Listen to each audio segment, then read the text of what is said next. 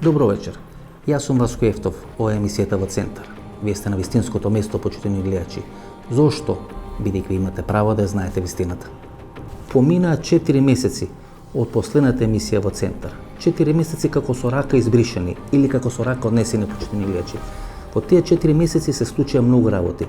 Политички кризи, политички заплети и политички расплети. Многумина ве разочара или ве изненадија. Тоа што јас можам да ја гарантирам, дека ниту планирам да ве разочарам, ниту планирам да ве напуштам. Мотото на емисијата ќе биде како да ја разбудиме Македонија. Денес сме 7 ноември 2019 година. Денес и во наредните 20 години се надам дека ќе се дружиме заедно. Ова сезона емисијата во Центар ќе се емитува 2 пати неделно, ќе се емитува само на YouTube, секој четврток и секоја недела во 22 часот. Зошто? Постојат причини за тоа, почитени гледачи. 1999 година, че пред 20 години, под ово име, емисијата во Центар прв пат или премиерно почна да се емитува на Сител телевизија во четврток во 22 часот. Изминатите 3 години се емитуваше секоја недела по 22 часот. Затоа, во наредните месеци, емисијата во Центар секој четврток и секоја недела во 22 часот. Гостинот на вечерта е Горан Шарич, доктор по историски науки и теолог. Човекот кој дава таа контрадикторна теза, или теза која како вирус се шири низ Балканскиот полуостров, а тоа е дека словените се како индијанци, дека се домородни или се домородци на Балканскиот полуостров. Горан Шарич, теолог и историчар. Што повеќе, теолог или историчар? Да, па јас за себе највише волим да кажам да сам независни истраживач, али моја примарна, струка е филозофско-теолошка, тако ми се смjer и звao, a onda na to sam nadogradiju istoriju. Kada imate završeno teologiju? Teologiju sam završio pred nekih 10 godina do mastera i master na Katoličkom bogoslovnom fakultetu. Nakon toga sam studirao i na Protestantskom fakultetu, ATF-u, ovdje katolički u Zagrebački, protestantski u Varaždinu, a kasnije sam i na jednom privatnom fakultetu и докторира повест, историја. Знаете зашо ја прашам? Вие го анализирате делувањето на Ватикан. А сте студирале на католички факултет. Се станале теолог на католички факултет. И обично се вели дека луѓето кои го поминале дрилот или таа политика на Ватикан, многу тешко се осмелува да го критикуваат Ватикан. Вие го анализирате нивниот модел и не само што го анализирате, туку успевате да најдете многу елементи на грешки во моделот на Ватикан. Како би го дефинирале функционирањето на Ватикан? Pa najbolje možemo definirati Vatikan kao vodeću svjetsku korporaciju, jer Vatikan ima sve elemente korporacije i jedne megakorporacije koja postoji najmanje 1700 godina.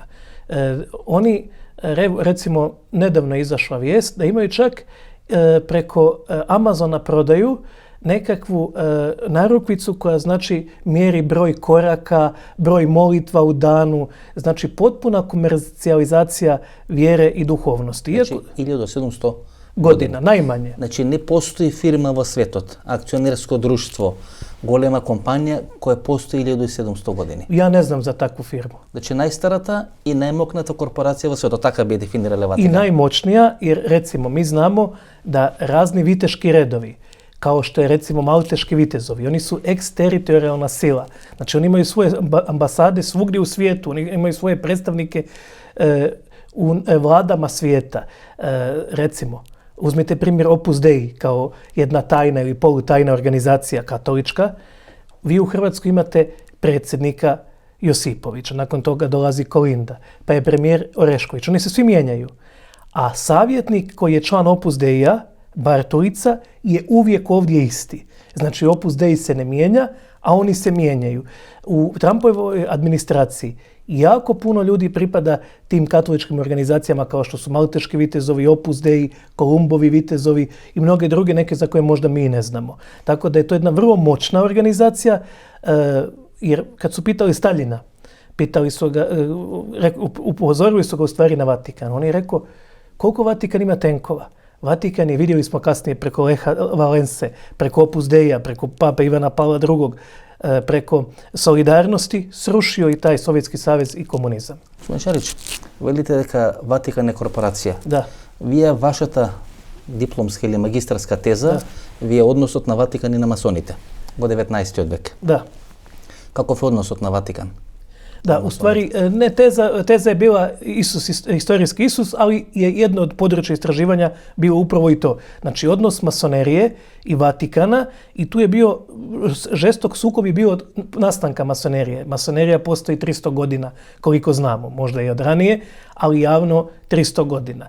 Masonerija se najviše razmahala u vrijeme sukoba protestantizma i katolicizma. Kada su u Europi onda malo postale te nekakve niše, gdje se malo te neke oaze, uvjetno rečeno slobode, gdje su onda nastala razna društva, iluminatska, masonska, okultna i tako dalje. I normalno, Vatikan je od samog početka bio neprijatelj masonerije.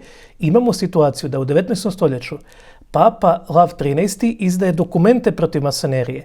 Vi čak i danas u katoličkim knjižarama možete naći knjiga protiv masonerije, međutim od drugog Vatikanskog koncila, znači od 60. godina 20. stoljeća, nekako kao da je se taj smjer promijenio i ja mislim, na temelju onog što sam vidio, da Vatikan i masonerija više nisu u direktnom sukobu. To je moje mišljenje i moja nekakva observacija, a osim toga, iz nekakvih zakulisnih priča sa visokim nekim zvaničnicima u Vatikanu, čuo sam da su tamo neki visoki ljudi u masoneriji, za neke nije ni tajna, recimo neki profesori su članovi Rimskog kluba, neki su članovi raznih masonskih loža, a i sam Vatikan ima svoje organizacije koje smo spomenuli, koje isto djeluju kao tajna društva, kao masonske organizacije i sl. Vi имавте допир, имавте можност да проучувате дел од архивите на Ватикан. Спомнавте Опус Деј, спомнавте дека Опус Деј учествува во рушење на комунизмот, го помага Лех Валенса, дека има советници и во владите на Хрватска, претпоставам дека има советници и во останатите влади кои се со католички држави. Толку ли е моќен Опус Деј да може да го струши комунизмот со помош на Лех Валенса и со други структури? Nije rušio sam, normalno rušio uz pomoć CIA, osim toga dio struktura Gorbačov je na kraju krajeva pristao na rušenje komunizma. Rušenje komunizma je bio višefaktorski proces. Znači, u istoriji nikad nemamo samo jedan element koji dovodi do nekog važnog događaja. Jedan od razloga rušenja komunizma je bila katastrofa u Černobilu. Jedan od njih je bilo spuštanje jednog Njemca na Crveni trg, koji je srušio tu ideju o nepobjedivoj crvenoj armiji. Jedan je bio poraz u Afganistanu. Znači mnogi elementi su doveli do rušenja Sovjetskog bloka, Varšavskog pakta i komunizma, a jedan od njih je vrlo važan je bio djelovanje Leha Valensa, koji je bio finansiran od strane talijanske mafije preko Opus Dei, jer se Opus Dei i slične organizacije uvijek povezuju s radikalnim desničarskim miljeom, pa često čak i polukriminalnim miljeom, tako da je to jedna vrlo moćna, vrlo bogata organizacija koja, evo, u Zagrebu za neke isto tako ljude, tu na Ruđer Boškoviću, recimo, jedan najvećih fizičara, Vuko Brigljević, otvoren član Opus Deija. S tim da oni, u principu, kad ih pitate da li su članovi, kažu to je moja privatna stvar, ali znamo da jesu. Da li Ларис Гајсер е член на Опус Деј? Кој е Ларис Гајсер? Тој е човекот од Лаверита, кој ги објавил ексклузивни снимки со на торба Луи Витон, кој Горце Камчев на Боки Тредичи му дава во таа торба 1,5 милиони евра, рушвет, мито или корупција. Господин Гајсер можеби не е член на Опус Деј, еве што самиот вели на таа тема, а многу повеќе ќе биде јасно за 15 дена кога ќе го митуваме интервјуто со него. Ларис Гајсер 2012 година имате интервју во Словенечко дело, каде што демантирате дека сте член на Опус Деј. Тоа е 2012 година, пред 7 години. Вите, јас немам потреба да демантирам дека сум член на Опус Деј. Ви имате потреба да демантирате дека сте член на Опус Деј. Тоа е најмокната организација во рамки на католичката црква. Дали Ларис Гајсер е член на Опус Деј? Absolutely not. Меѓутоа, целата ваша кариера е поврзана со католичката црква. Вие предавате на приватниот католички факултет во Милано. Значи, све што имате направено е поврзано со таа католичка црква. Да. Може би да демантирате, меѓутоа постојат мноштво на опашки кои укажуваат дека може би сте член на Опус Деј. No, absolutely not. I think that everything can be absolutely checked. I've never been member of any organization as Opus Dei it is. Значи, видни личности биле членови на Опус Деј. Da. Кој е моделот на нивно делување? Тоа е најрадикалната структура во рамки на Ватикан. Da, znači oni imaju te svoje numerarije, imaju, znači drugim riječima, za vašu publiku da ne ulazimo sad u katoličku nomenklaturu, imamo znači čovjeka koji je tebi nadređen, on je svećenik. ti se njemu jednom u 7 dana ispovjedaš. Znači, kažeš mu sve svoje grijehe što si počinio. Na taj način on ima uvid u tebe. On ima čovjeka iznad sebe. On ima iza sebe, to je jedna mreža kontrola ljudi i imamo čak i tjelesno, fizičko kažnjavanje, samokažnjavanje, gdje oni sami sebe kažnjavaju da li šibanjem po leđima. Normalno da se oni uvijek gledaju da članovi organizacije budu ili ekstra inteligentni pojedinci, koje onda oni školuju, šalju na fakultete, ili vrlo bogati. Većina tih ljudi za koje mi znamo da su članovi Oposa su izrazito bogati ljudi i onda svoj utjecaj šire preko novca, preko fakulteta. Oni su pokušali sa političkom strankom i u Hrvatskoj. Stranka nije prošla, pa su onda pokušali preko nekih pojedinaca i tako dalje, jer oni su došli praktično u Hrvatsku i ranije, nekih 20 godina od ničeg su krenuli. Sad su već vrlo moćni i vrlo jaki, a oni postoje tek 100 godina. A već su negdje 70. godina stigli broj jezuita, a neki kažu da su oni danas možda čak i utjecajniji od jezuita. Znate da što ja prašam? Pred polovina godina papata dojde v oficijalna poseta na Makedoniju. Da. I mnogo се прашувавме од нас која е целта на таа посета. Тоа е веднаш после промената на името од Република Македонија во Република Северна Македонија и првата крупна политичка личност или личност од светот на политиката, на бизнисот, корпорацијата, како што велите, и на јавното милје беше папата, кој дојде во посета на Република Македонија. Која би била логиката папата да ја посети Македонија? Македонија е православна држава, доминантно православна држава, нели имаме албанци, турци, роми кои имат нели муслиманска вероисповест, меѓутоа во основа македонскиот народ е православен народ. Која би била логиката папата да ја посети Македонија? И кои би биле целите на таа посета? Ако гледamo politiku Vatikana, ona je uvijek, mada ima nekad ilaženja, ali ona je uglavnom usklađena sa politikom SAD-a, Velike Britanije, Evropske unije. Ako se sjećate, prošle godine 27 lidera, 28 Evropske unije su otišli na 50 godina kod pape. Znači, neki čak idu toliko daleko da kažu da je Evropska unija projekat Vatikana. To ne možemo tvrditi. Znamo da je iza toga stajala Amerika i da je cilj stvari Evropske unije bio da je trajno američko prisutstvo u Europi, ili što bi rekli drugim riječima, da Njemačku drži na koljenima, a Rusiju što dalje od Europe. To je svrha i NATO pakta i Evropske unije, jer zašto postoji NATO pakt kad više ne postoji Varšavski pakt 30 godina? NATO pakt je navodno bio obrambeni pakt od komunizma i Varšavskog pakta koje nema. Znači sve te sjevernoatlantske integracije, one nisu euroazijske, znači one isključuju Rusiju, pa čak i Balkan. Mi vidimo izjave Makrona i drugih da zemlje Zapadnog Balkana ne mogu ući u Evropsku uniju tako lako i tako brzo. Ја смета, например, Европската унија дека е католички клуб или клуб на католички држави. Затоа многу тешко православни држави влегуваат и стануваат членки на Европската унија. Турција повеќе од 20 години не може да добие датум за отпочнување на преговори, значи таа теза ви е веројатно коректна. Да. A što se tiče konkretno papinog dolaska, znači u Makedoniju, oni kao jedna, znači, vrlo uticajna ličnost, čija se riječ čuje i u pravoslavlju. Ja sam čuo od pravoslavaca, kažu da imaju izreku, to ne zna ni papa. Znači, on je i u pravoslavlju u svakom slučaju osoba od autoriteta. I onda je on došao tamo kao jedna prethodnica, vjerovatno je držao brojne razgovore sa zvaničnicima. Zašto prethodnica? Znači, pa prvo, šta se desilo nakon toga? Znači, vi vidite da je na vrlo upitan način u Makedoniji sastavljena i vladajuća većina, da je došlo do promjena imena na jednom referendumu za koje opet upitno da li je i legitiman i legalan i da sve vodi prema tome, to je politika američka za Balkan, odnosno za Zapadni Balkan, manje Evropske unije, više NATO pakta. Znači, to je najvažnije. Najvažnije je da zemlje Zapadnog Balkana budu u NATO paktu. A da li će ući u Evropskoj uniji? A ako i uđu, onda ih čeka tamo nekakav drugi, treći, to je ono što su rekli Juncker i drugi zvaničnici iz Evropske unije, Evropa sa više brzina. Vi danas, iako je Hrvatska u Evropskoj uniji toliko godina, još uvijek nisu ukinute vize za hrvatske građane kad idu u Ameriku. Kako je bila, da rečime, strategijata na Vatikan? Или каква била во минатото стратегијата на Ватикан кон Република Македонија или кон Балканскиот полуостров? Сега можам да дадам неколку примери. Да речеме, една од историските личности или вертикали, Гоце Делчев, се шпекулира или се предпоставува дека бил унијат, односно како тоа се вика источно католичанство. Значи го задржува православието, но го признава папата како врховен поглавар. Значи тоа е Гоце Делчев. Втора работа, ВМРО, партијата или историското ВМРО има секојаш одлични релации со Ватикан. Па Иванчо Михајлов, последните 50 години од својот живот, се крие во Италија. Тоа не може да помине без благослов на папата. Со помош на кардинали во Софија или папски нунци во Софија, тој успева да избега во Турција, па подосна во Полска, во Маđарска, во Хрватска во текот на Втората светска војна, тука со Павелич. Анте Павелич бега нели со помош на Ватикан. Која би била улогата на Ватикан на Балканскиот полуостров?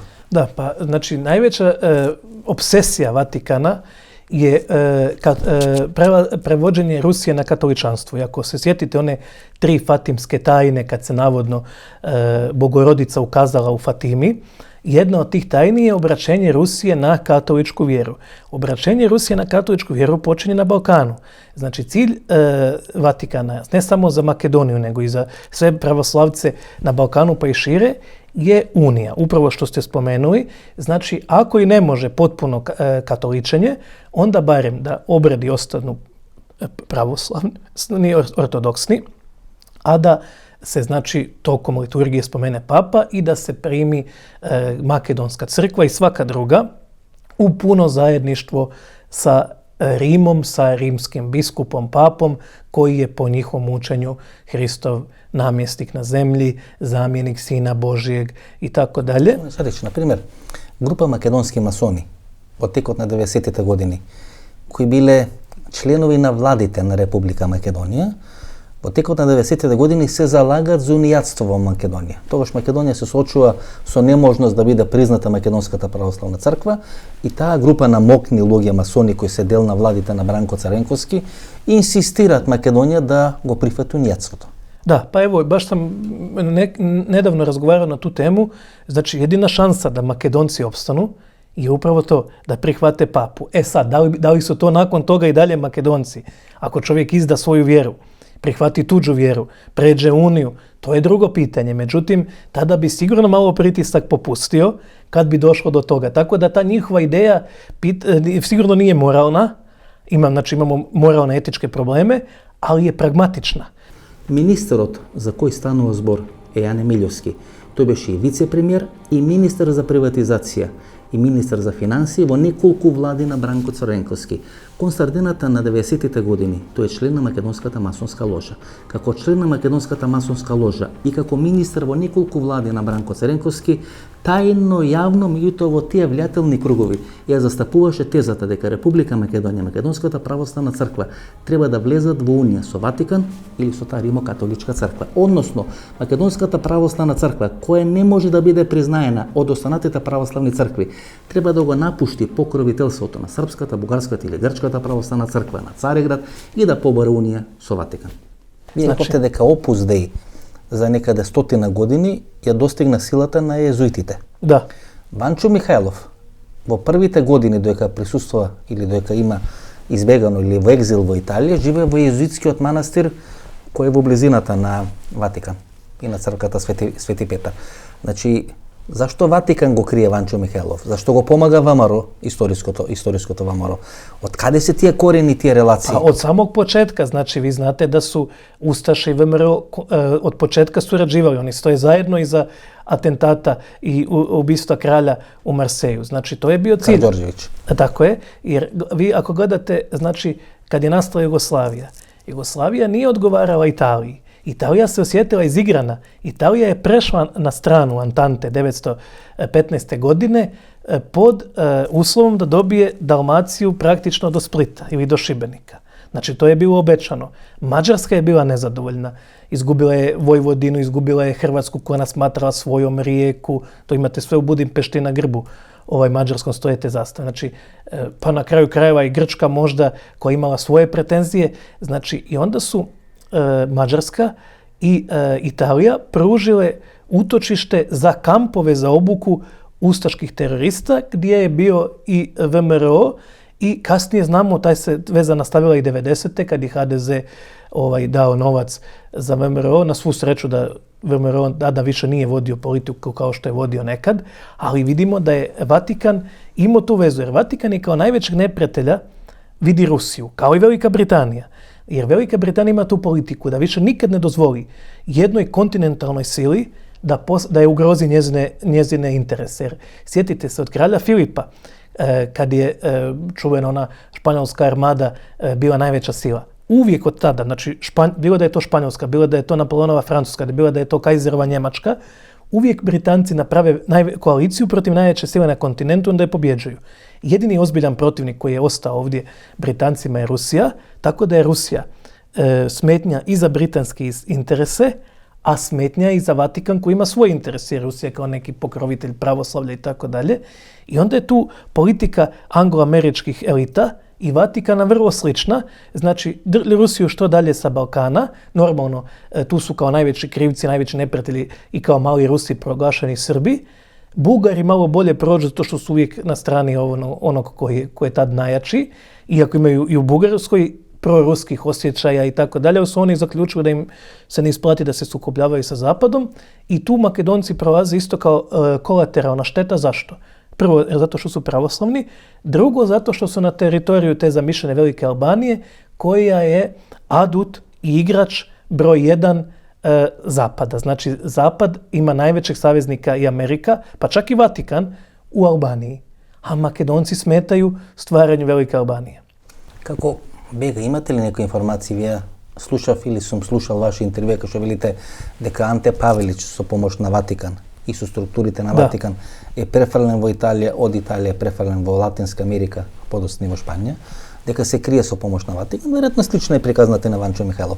Možete li to operativno deluvanje na Vatikan malko da ga definirate, kako Pavelić, na primjer, Bega? Da, on je bježao, znači, i to vrlo na jedan kukavički način, njegov telohranitelj to opisuje, kako je bježao u jednom paničnom onom bijegu, iako Rusa nije bilo iz nekakvog straha, idu Sovjeti, da se baš ponašao kukavički, onda se kriju u jednom manastiru u Austriji, katoličkom, i onda bježi preko mreže koju je uspostavio čuveni katolički svećenik Krunoslav Draganović, koji je bio glavni agent i koji je moguće i krivotvorio neke od dokumenata, to se sad vode se rasprave o tome. Znači, glaven agent, čiv glaven agent? Glavni agent Vatikana, to je bio katolički svećenik Krunoslav Draganović, koji je bio glavni čovjek za pastorske kanale, gdje su njih preko lažnih imena, preko raznih pasoša skrivene u časnu sestru, recimo Pavelić, znači u Kalođericu, skrivali po manastirima i onda ih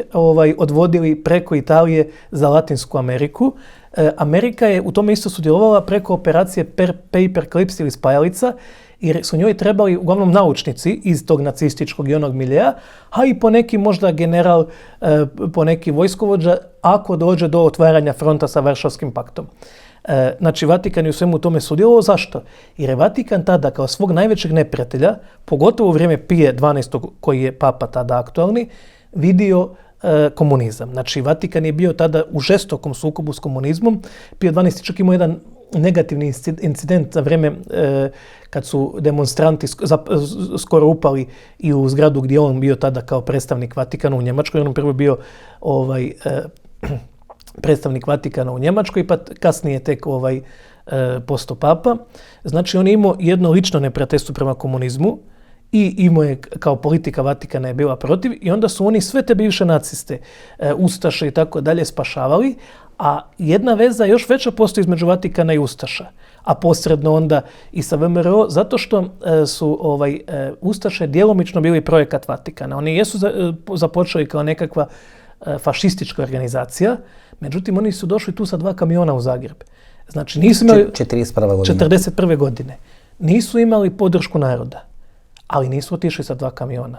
Otišlo ih je na desetine hiljada, znači jer su sva katolička štampa je stala, tada je bilo preko 100 katoličkih raznih listova i novina, je stala iza NDH, kardinal Stepinac, i to vam je taj u stvari klerofašizam, bi ga mogli nazvati. Kad s jedne strane imate ljude koji su više okrenuti nacionalizmu ili čak šovinizmu, pogotovo su tada bile fašističke ideje, a s druge strane imate ljude koji su klerikalni. Njih više interesira možda religija. Spoj tih, znači, klerikalaca koji su najčešće Opus Dei i ovih desnih organizacija stvara taj klerofašizam, to imate i u Slovačkoj, to imate generalno svugdje gdje je katolička crkva jaka u Latinskoj Americi, spoj znači jedne jake države, nacionalističke, šovinističkih pojedinaca, raznih organizacija i Vatikana koji onda to objedinjuje, koji tu daje logistiku. Tako da i Pavelić i mnogi drugi se ne bi spasili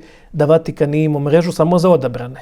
Znači, a s druge strane da vidite kako je politika Vatikana još 44. Papa tajno prima Josipa Broza Tita.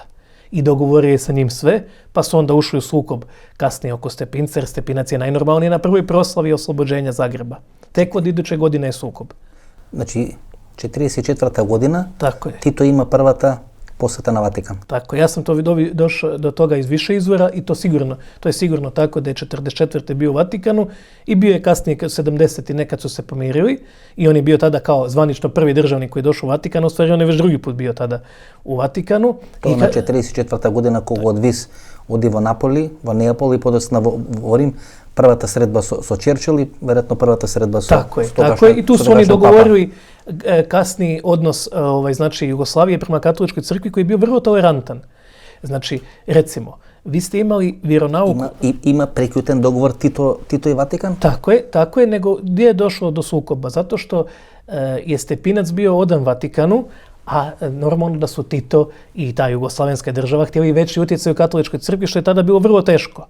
Jer je Stepinac imao jednu vrlo moćnu, jaku organizaciju, hijerarhijski posloženu koja mu je bila odana i tu ni UDBA nije mogla lako prodret, dok s druge strane, recimo i u islamskoj vjerskoj zajednici i u pravoslavnoj i kod protestanata, UDBA je vrlo lako ušla, infiltrirala se među njih u katoličku ne. I tu je došlo do sukoba, međutim, da je Stepinac bio kooperativniji prema Titu, nikad ne bi bio suđen. Jer, kažem, na prvoj proslavi dana oslobođenja Zagreba, zajedno sa Vladimirom Bakarićem, koji je tada najmoćniji čovjek u Hrvatskoj, i zajedno sa sovjetskim tamo predstavnikom ima fotografija gdje sjedi i Stepinac. Ние имаме посебна емисија, почитувани гледачи, за бугарската историчарка Толова, која го отвара тоа прашање, како е формирана албанската нација. Има книга за тоа, таа книга е објавена и нека направиме специјална емисија за тоа. Овде ќе отвориме само еден мал дел, еден мал сегмент на тема како Ватикан, како Австро-Унгарија учествуваат во формирање на албанската нација. Албанскиот народ или албанското прашање, Италија и Ватикан не успеват во наводници да ја создадат албанската нација, тоа го прави Австро-Унгарија. Теодора Толова има издадена книга како е формирана албанската нација, изворена книга, кај што во детали се објаснува како им е јазикот кодифициран, како се повеќе фисови или племиња составени, обединети да може да биде формирана современа албанска нација. Значи има детали тамо све кај што е објаснето, кај што е све по конец направено. Тоа го прави Австро-Унгарија. Да. Може ли Австро-Унгарија без подршка на Ватикан да ја формира албанската нација? Не. И која би била улогата? Или улогата, велиме, да биде брана на можно излегување на Русија на топлите морења, на можно излегување на Србија на топлите морења. И тоа очигледно дека има многу подлабок корен целата таа стратегија. Албанците им станат стратешки партнери, дури пред 20 на години се ослободат од тоа германско влијание и стануваат стратешки партнер на американците главен. Која е улогата на Ватикан во правењето на албанската нација? Da, pa ideolozi u stvari stvaranja albanske nacije su bili katolički svećenici. Oni su prvi koji su dali neki impuls prema tome. Jer mi imamo čak ranije pokušaj Italije i Rumunjske da taj jedan korpus koji je bio dosta heterogen, znači taj koji danas znamo kao Albanci, nekako inkorporiraju unutar svoje nacije. Italijani unutar svoje, Rumuni unutar svoje. Романија. Da. Кој би била улогата на Романија? За Италија имам одредено објаснување. Зашто Романија би учествувала во тој процес? Oni su htjeli iz svojih interesa zato što su oni smatrali i Vlahe, koji žive u Srbiji, a i Albance dijelom rumunjske nacije. To je bio razlog jer su oni pokušali u tu rumunsku naciju uvesti Albance. Znači to je prije dolaska Austro-Ugarske. Znači oni nisu stvarili albansku naciju, nego su oni od onog što je danas albanska nacija pokušavali stvoriti Rumune, odnosno Italijane. Onda dolazi Vatikan. Шарич, се извинам тука што е прекинам. Кога сум читал одредени списи на судењата на оние марксисти-ленинисти, кој подосна прераснува до партијата ДУИ или од други политички партии во Република Македонија. Една од тие организации, Куштри Милирис, мислам дека се вика, значи во тие судски списи пишува дека печатениот материјал и печатената пропаганда не им доаѓа од Енвер Хоџи на Албанија, туку им доаѓа од Романија. Da, Значи Романија цело време игра на картата на албанците. tako je, tako je. Evo upravo vam kažem, znači oni su prije stvaranja albanske nacije pokušali od Albanaca stvoriti Rumune. I od Vlaha u Srbiji, od Albanaca na Kosovu i Albaniji, a Talijani su to isto radili od Albanaca i Crnogoraca. Jedan njihov talijanski ideolog, zvao se Antonio Baldacci, je tvrdio da su Crnogorci i Gege, znači dio tog albanskog korpusa, da su oni Talijani i da onda prema tome čitava ta istočna obala Jadrana pripada Italiji, da je to dio Italije i tako dalje. Nakon toga, nešto kasnije, to je sad kraj 19. vijeka, imamo dolazak Austro-Ugarske preko mreže diplomata, preko katoličkih svećenika, kao što je recimo bio na primjer i Dominik Mandić, pokušavao se stvoriti jedan katolički blok. Hrvatska, Crna Gora, koja bi tad u tom scenariju prešla u katolicizam, i Albanija. To je trebao biti katolički blok na Balkanu, pošto su Albanci bili jednim manjim procentom katolici, ali ti su bili vrlo bogati i utjecajni. Znači, muslimana je bilo puno više, pravoslavaca je bilo manje, ali i onda su oni čak preko njih gradili, znači preko tih katoličkih plemena, albanskih, oni su gradili identitet. Vrlo je interesantno da najbrojnije i najmoćnije albansko pleme Viora nije izabrano da bude stožerno pleme, zato što su oni porijeklom Turci i zato što su muslimani. Nego su uzeli katolička plemena i preko njih su radili tu albansku naciju, ali interesantno samo na Kosovu i Albaniji. Katolički Albanci koji žive u Srbiji, u Hrtkovcima recimo, njih su prebacili u Hrvate. Tu vidimo da je Vatikan vrlo pragmatičan. Znači gdje mu trebaju Albanci, tamo su Hrvati, kao primjer u Hrtkovaca. Gdje mu trebaju kao Albanci, tamo su Albanci. I onda imamo, znači, praktično je to posljednji uspjeh austro-ugarske diplomacije, stvaranje albanske nacije. Nije išlo jednostavno, jer su neka od tih plemena dugo bila u sukobu. Bilo je problem jezika, bilo je problem pisma, bilo je problem praktično svega. Nije postojala mitologija zajednička. Дури 1971 година, мислам, во Бојановац имаат кодификација на албанскиот јазик. Значи, дури 1971, ако Македонија има 1945, албанците имаат 30 години после Република Македонија или после македонскиот јазик. Продолжи тезата, само едно да објаснување давам. Da, slažem se. Znači, upravo ste, to je išlo relativno, je bilo dosta problema, ali jer Vatikan nikad ne radi strategiju na 5 ili 10 godina. Najmanje na 100 godina. I mi vidimo da je od nekakvih heterogenih, nepismenih plemena, često zavađenih krvno, u 100 godina imamo jednu mladu, jaku, zdravu naciju koja prijeti i ovim državama koje su suverene kao što je Makedonija.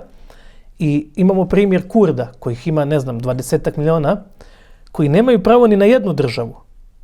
Albanci na Balkanu imaju pravo već na 2 države, a nije rečeno, a i u Makedoniji su konstitutivni i tako dalje. Vrlo interesantno. Денес властите и влашкото лоби се столбот, кичмата, рбетот на финансискиот систем во Република Македонија. Не постои власт која не е на клучна или мокна позиција во Република Македонија. Ова не е ништо против влашкото лоби, напротив, почитни гледачи. Јас го сметам влашкото лоби за најмокно лоби во Република Македонија. Во некој пакет со штипското и со ресенското лоби, тоа се лоби групите кои во изминатите 29 години владеат со Република Македонија. Меѓутоа, ајде да го отвориме прашањето што се власите и која е генезата на властите на Балканскиот полуостров. Спомнувате власи. Да. Многу е битна и многу интересна таа генеза на власите. Моско поле во време на Отоманската империја е втор по сила град на Балканскиот полуостров. Солун и Моско поле, евентуално Драч, некаде на почетокот на османлиското владење, бидејќи Драч е најзападната точка на османлиското царство и ги има тие релации со Венеција, околу трговските врски. Можеме ли генезата на власите да ја анализираме? Бидејќи мене ми се чини дека тој влашки елемент се наоѓа и во создавањето на албанската нација, богами и во создавањето на современата грчка нација. Можеме ли да дефинираме што се власите? Дел од власите денес се продаваат приказната дека се единствени легитимни наследници на тоа што е останато од империјата на Александар Македонски. Da. Колку е тоа точно, јас не знам, и тоа поставам прашање. Можеме ли да ја анализираме етногенезата на власите, што де факто се власите? Pa ako odete tu, evo baš u Zagrebu, ako odete u Zagrebu po jednoj od centralnih ulica, ona se zove Vlaška. I sad, šta nam kaže pojam Vlah u Hrvatskoj? Pa ćemo doćemo i do Srbije i do Makedonije. Znači, Vlah bi bio u Hrvatskoj Srbin. Znači, onaj koji nije prihvatio katolicizam, nekakve nove vrijednosti, ili generalno u Dalmaciji svaki čovjek koji je primitivan, koji je seljak, koji živi u brdu je Vlah. Vlasi su stočari. U Bosni su Vlasi također Srbi, a u Srbiji bi Vlasi bili, u Srbiji Vlasi nisu Srbi. Tu postoji jedna razlika. Zašto? Zato što je u našem narodu, generalno tu na Balkanu, Vlah bila oznaka zaostalosti. Znači, onaj čovjek koji odbija da se promijeni, da prihvati nešto novo. Вела дека зборот Влах или Влах значи брат. Дека може и така да се толкува. Možda po onoj etimologiji koju sam ja našao, etimologije su uvijek proizvoljne, ne možemo biti 100% sigurni. Vlah bi bio vlas, odnosno volos, veles, znači vlas kao kose ili dlake, jer njihov glavni bog, bog stočara, je volos ili veles. To je glavni bog i vlasi su oni koji se klanjaju stočarima. Znači vlasti su generalno stočarsko stanovništvo koje nije živjelo u gradovima. Tu ima jedna interesantna igra riječi. Ovo stanovništvo u okolini gradova koje je živjelo u zaleđu i ovo iz grada zvalo Vlasi, a ovi su njih zvali Vlasi. Znači uvreda kao seljačina, kao primitivac, to je tada značilo. Moramo otići najmanje 2000 godina u prošlost. Nestorijeva kronika, recimo centralni spis za rekonstrukciju ruske istorije, lijepo kaže, znači došli su Vlasi i potjerali su nas sa Dunava. A to bi bili znači ili Kelti ili Rimljani. I u jednom periodu onaj koji je govorio latinskim jezikom, romanskim, s naših prostora sa Balkana, koji je prihvatio romanizaciju, koji je prihvatio Rimsko carstvo, pogrdno je od ostatka stanovništva nazivan Vlah. Danas se to zadržalo kod Poljaka, koji kažu za Italiju Vlaška. Znači oni Italiju zovu Vlaška, jer pričaju tim vlaškim jezikom. Znači Polska. Poljska, da. Znači za Italija je narekova Vlaška. Tako je. Zovu njih Vlasi i ovdje u Zagrebu u Vlaškoj ulici su živjeli talijanski trgovci i srpski. I jedni i drugi su bili Vlasi. Srbi po ovom jednom osnovu, Talijani po drugom. Znači onaj koji je pričao latinskim jezikom i u očima autohtonih stanovnika za Balkana bio Vlah. A ovi koji su pričali latinskim jezikom, a bili su stvari naši možda srodnici romanizirani, Iliri, Tračani, Dačani, Makedonci, kako god hoćete, oni su ove koji se nisu romanizirali zvali Vlasi. Znači Vlasi nisu neka posebna etnička kategorija, nego su stalež. Oni su stočarski stalež, kasnije je to postalo i uvreda, a tek kasnije, ovo što su danas Vlasi, su opet ostaci nekakvog ruralnog stanovništva koje nije prihvaćalo recimo svetoslavlje i tako dalje, sve ono što se tad dešavalo, nego je ostalo negdje na onom starom, koliko toliko, i u magiji, i u vjerovanjima, i u običajima. A ako pogledamo njihovu genetiku, oni se genetski ne razlikuju od Srba i od Makedonaca, to je... Dobro, gospodine Šarić, vidite дека тоа се сточарски, Da, дека живеат по планините. da. И ми нема логика зашто тие би се романизирале или би го добиле тој јазик, а не се романизират, например, луѓето кои живеат по градовите. Многу пологичко би било богатите луѓето кои живеат во градовите да бидат романизирани, бидејќи Tako je bilo. Znači, gradovi su bili... Како овие кои се по планините се романизират? Ne, nisu se oni romanizirali, znači oni su ovako. Znači mi pričamo još jedanput, kad Rim dolazi ovdje i osvaja ove krajeve, normalno da je on romanizirao gradove i da stanovništvo koje žive u gradovima bilo je ili pobijeno ili je prihvatio rimski način života. Nije bilo treće opcije. Kako je neko živio na brdu, to Rimljanina nije zanimalo dok god nije ugrožavao trgovinu, saobraćaj i tako dalje. Međutim, kroz vijekove stvar se mijenja. U vrijeme od recimo već 4. vijeka pa i ranije imate veliki prelazak stanovništva s one strane Dunava, iz današnje Rumunjske pa i Vojvodine u te gradove. Onda se ovi iz gradova povlače, ostaju nekakvim ruralnim sredinama, a u grad dolazi novo stanovništvo. Osim toga, dio tih Vlaha koji žive recimo u Srbiji pa i šire, stvarno vuče porijeklo, čak najveći dio iz vremena Rimskog carstva. I ako gledate, njihov jezik je neka mješavina slavenskog i romanskog jezika. Znači, nemavajte nova teza, početni gledači. Според мене тоа е клучната теза околу која ќе се кршат копјата во наредните 10 или 20 години околу балканската историја или одредени нови информации и нови сознања со кои ќе се соочи балканската историја. А тоа е дека словените под притисок на римјаните некаде 2-3 век пред нашата ера се иселуваат од таа страна Дунав. Како почнува да слабе мокта на Римската империја, словените почнува да се враќат на овие балкански простори. Може би тоа е есенцијата на тоа што се случувало на Балканот пред некаде 15 или 20 века. Може би тоа ќе фрли сосема нова светлина на тоа кои сме и што сме ние македонците тука на Балканскиот полуостров. Вие видите дека власите доаѓаат од таа страна на Дунав. Ne, s ove, nego kad imate 4., 5., 6., 7., 8. vijek, onda imate veliki prelazak stanovništva sa Dunava. Ovdje u ove krajeve zapalili su Solun, čitamo u dijelima čudima Svetog Dimitrija ili tako dalje. Tu su bili borbe između Carigrada i koji je kontrolirao ove prostore i Slavena s one strane Dunava. Znači Slaveni žive u Rumunjskoj, Mađarskoj i tako dalje. A ovdje živi romanizirano stanovništvo koje je po mojem mišljenju srodno Slavenima. Vlasi su to romanizirano stanovništvo, a Slaveni su ovo stanovništvo koje nije živjelo pod rimskom vlašću. I onda oni, vjerovatno kad su Slaveni osvajali bi grad, pa nije osvajao selo. A ovaj Vlah se vjerovatno onda povuko negdje prema brdu, prema nekakvoj planini, jer pazite, prvi proces na Balkanu, da to shvatimo, 250 godina prije nove ere imamo prve sukobe s Rimljanima i to traje oko 250 godina. Tada se stanovništvo koje bježe od Rima povlači s one strane Dunava na sjever, prema Ukrajini, prema Rumunjskoj, prema Mađarskoj, a Rim osvaja ove krajeve. Međutim, već tamo negdje od 2. 3. vijeka proces je obrnut. Ovi stišću na granice rimskog limesa, stišću i pomalo provaljuju i osvajaju ovo. Znači imamo proces koji je bio dvosmjeran. Prvo išao u smjeru od Rima kad se Rim širio. Istite луѓе кои некаде околу 200 година до првата година од новата ера се повлекот од таа страна на Дунав, 3. и 4. век почнува да се враќат. Tako je, i vi imate recimo u arheologiji dokaze, jer imate iste predmete koje nalazimo kod Ilira, kasnije u Ukrajini. Znači oni su se prema Ukrajini povlačili pod pritiskom Rima. Rim je u najvećem svom, u najvećem naponu snage držao i većinu Rumunjske. A onda se granica spušta pa sve niže i niže dok nije došao na Dunav.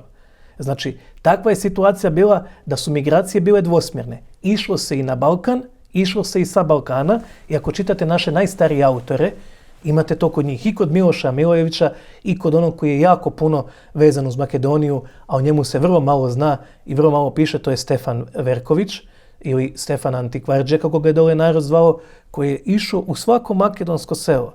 Priče s ljudima, zapisivo je predanja, zapisivo je pjesme i pokazuje, znači, da su ti ljudi živjeli ovdje na Balkanu od antičkih vremena, pa možda i dalje.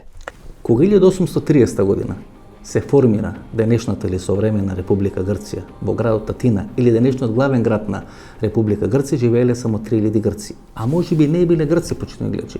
Може би биле албанци или може би биле власи. Бидејќи најголем дел од грците, некаде пред 200 години, живееле на Мала Азија или на брегот на Средоземното море. Во градот Смирна или во градот Измир пред 200 години живееле некаде помеѓу 250 и 300.000 грци. Целата грчка историја е од таа страна на Средоземното море, од таа страна на Егејското море, на брегот на Мала Азија. Во Атина живеат многу малку грци. Може би се сеќавате или ги среќавате тие снимки по интернет, каде што околу Акропол се пасат овци. Тамо, во Атина, значи пред 200 години, кога е формирана денешната современа Република Грција, живеат власи и живеат албанци. Тие се грцизирани како што се грцизирани македонците и сите се ставени во функција на правење на мит и поврзување помеѓу денешната Република Грција, античката Грција или античкото минато, и всушност Грција се обидува да воспостави контрола врз три процеси: античкиот процес, денешниот процес или современа Грција и процесот на Византија. Ќе дојдеме до тоа прашање, пошто ми е клучното прашање на емисијата. Ајде дефинираме власи и албанци. Која е врската меѓу власите и албанците? многу од власите се албанизирани со тек на годините, а многу од власите се грцизирани со тек на годините. Кога се формира современата грчка нација, таму некаде до 1830 година, во Атина живеат едва и 2 или 3 000 луѓе. Например, во Измир живеат 300 000 луѓе, но во Атина живеат 2 до 3 000 луѓе. И кога ги гледаме некои први цртежи или први слики кои се направени од она Атина кога се формира современата грчка држава, таму гледаме овци, чување на Акропол и така натаму и така натаму. Се смета дека власите албанците се жители на Атина во време на Османлиската империја. Значи еден дел на власите се грцизира. Tako je. Таа врска помеѓу луѓето кои создаваат или кои се првите нели современи грци, албанците и власите, мене им е многу интересна. Можеме ли да ја дефинираме таа врска помеѓу нив? Бидејќи грчкиот крал Ѓорџ, кога се бори против Османлиската империја, ги повикува албанците да ги помогнат. Постои многу блиска релација власи и грци и албанци. Која е врската? Tako je, pa oni su vijekovima živjeli jedni pored drugih. Znači, ti Albanci, Arbanasi, kako su ih zvali, oni su došli ovdje prema svemu sudeći. Nije 100% sigurno, ali za vrijeme, prema onom što danas znamo, za vrijeme Georgijusa Manijaka, znači u 11. vijeku, oni imaju ideju da osvoji Carigrad. I skupio veliku vojsku iz južne Italije i sa drugih strana, možda i sa Kavkaza, jedan dio njih vuče porijeklo. I oni dolaze ovdje. Međutim, on umire prilikom opsade Soluna. I tada oni ostaju ovdje. Nije ih bilo ispočetka puno Arbanasa. I po tome su najvjerojatnije dobili ime po plavnini Raban, pa Arbanasi. A papa Enea Piccolomini, on piše, znači Pio II je bio, on piše o tome da oni nemaju porijeklo sa Balkana. Ali su živjeli ovdje i pored Srba i pored drugih. Tu su i Vlasi, znači koji isto ovdje žive. Kad se stvarala grčka nacija, pomoću Velike Britanije, kad se stvarao taj mit o antičkoj Grčkoj, koja, tako kako su nas učili, nikad nije postojala, onda su djelomično i Albanci, i Makedonci, i Vlasi grecizirani, pretvarani su u Grke, jer mi znamo recimo da u Solunu, pa nije bilo, bilo je više Jevreja nego Grka. Grci su tamo bili manjina. Čitav taj kraj u stvari bio je nastanjen Slavenima, bio je nastanjen precima današnjih Makedonaca. Vi ako čitate, evo, spomenuo sam čuda Svetog Dimitrija, to su događaji 6. vijeka, opsade Soluna. I u Solunu živi normalno to romansko stanovništvo koje je odano Carigradu. Međutim, oko Soluna ko živi? Pa čitajte šta tamo piše. Kaže, Slaveni koji su živjeli u okolini Soluna, znači to je prije 7. vijeka, prije navodnog doseljavanja, kad se desio jedan zemljotres, nisu se usudili da uđu. Znači, ako Slaveni žive u okolini Soluna u 6. vijeku, znači nema govora da su oni od nekog došli. I ono što je interesantno, kad mi kažemo da su 22 rimska cara sa naših prostora, i kad vi u Makedoniji kažete, pa Aleksandar Veliki je naš, kažu ne, pa to je prošlo 1000 godina, vi nemate s tim ništa. Ali interesantno da Grci imaju i sa Herodotom i sa svima onima koji su tamo živjeli isto tako daleko. Znači, oni koji su živjeli pred 2500 godina u Grčkoj su preci Grka, a oni koji su živjeli u Makedoniji pred 1500 godina nisu navodno preci Makedonaca. Vrlo je interesantno. Znači, Grci mogu otići još 1000 godina više u prošlosti, reći to su naši preci, i 2000 više, a Makedonci ne smiju za one koji su pred 1500 godina živjeli u Makedoniji da kažu to su naši preci. Ovo беше емисијата во Центар, почитувани гледачи. Првиот дел од интервјуто со господинот Горан Шарич, историчар или историчар со одредени ставови и тези, размислување, истражување и сознање, кои како вирус се шират низ Балканскиот полуостров. Идната емисија, ексклузивно, Горан Шарич ке говори кои сме ние македонците, кои се античките македонци, каква е врската на денешните македонци со античките македонци. Ке бидете изненадени. Многу од неговите одговори ќе бидат фасцинантни. Многу од неговите одговори ќе ве задоволат, почитувани гледачи. Недела 22 часот на YouTube. Немојте да пропуштите емисија во Центар.